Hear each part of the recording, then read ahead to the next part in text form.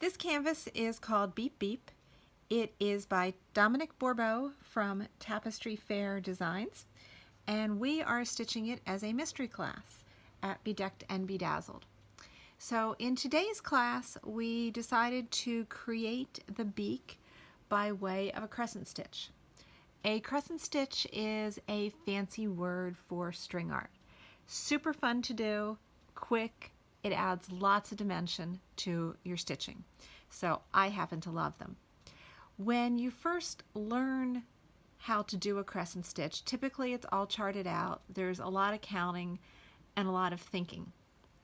And then one day you learn how to do it without all that counting and thinking, and it's magic. It is just the coolest thing ever. So I'm going to show you how to do that so you can be as excited as I am. You start out with a really long length of thread. It's easier if you don't have to add thread midway on this. It's not hard to do it, it's just easier to do it if you don't have to add thread. I started with a length about 2 yards long to stitch his beak. There's a couple of rules. Always come up at the tip of the curve. So in this case, the point of his beak. So I've anchored my thread in the middle of his beak with just a little stitch, and yes, there's a knot on the back. So I come up at the tip, I lay my thread along the inside curve all the way over until it touches the outside edge of the painted area, and then sink my thread.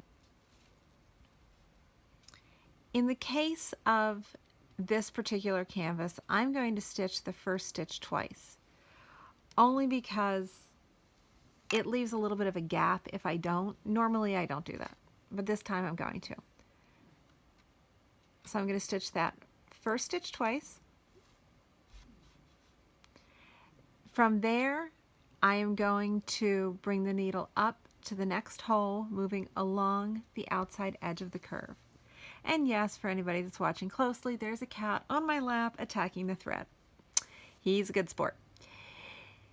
So again, lay your thread, you've brought it up in the next hole, lay it along the inner curve and down where it tells you to, where it touches the outside edge of the curve.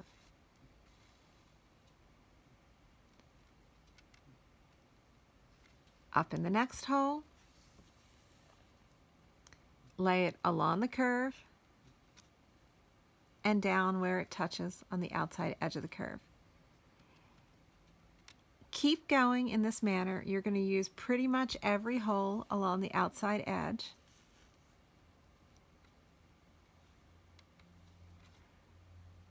Don't worry that you're skipping holes as you move along here, because they're going to get covered. Just keep going.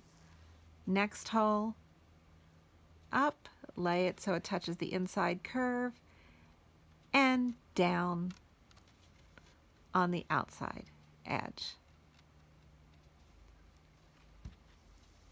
Crescents make great waves for water.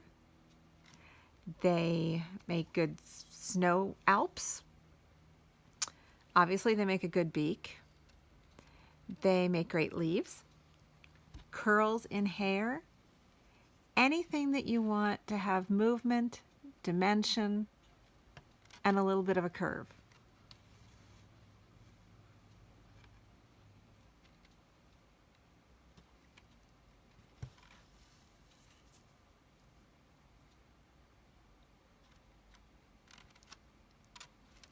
It's a good idea to have any stitching done around the area where your crescent is going to be. So in this case, the black underneath of it, the black over to the left,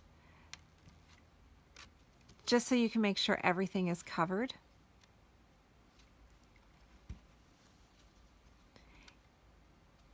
Eventually, as you keep going, you're going to run out of new and different holes to put your needle in on this outside edge, but that's okay. You're just going to start sharing holes. It's going to build it up.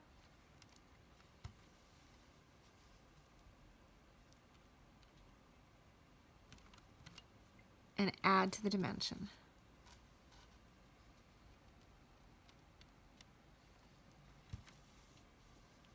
And you can see I'm sort of going through this thread pretty fast.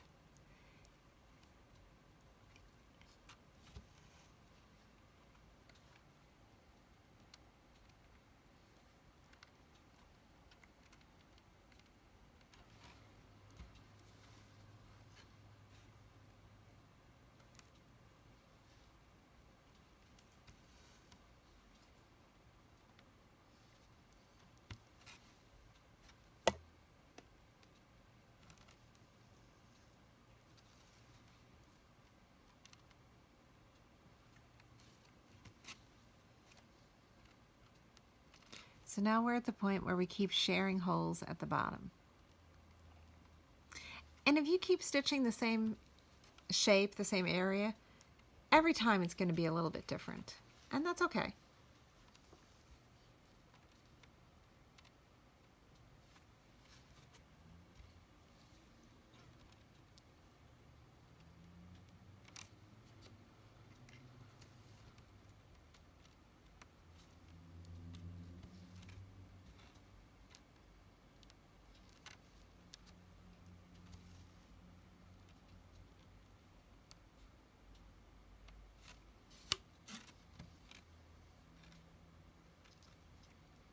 So always bring it up at the tip of the curve, moving around your shape. I generally go in a counterclockwise manner. Allow it to touch the inside curve and point to the edge of the outside curve. And that's where you're going to sink your needle.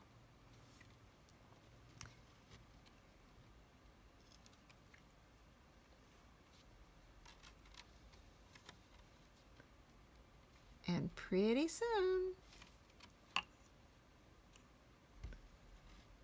you will have the coolest beak on the block. If you have any gaps in your stitches when you're all done that you don't like, you can always go back and tuck a little stitch underneath. I'm just going to add one more stitch.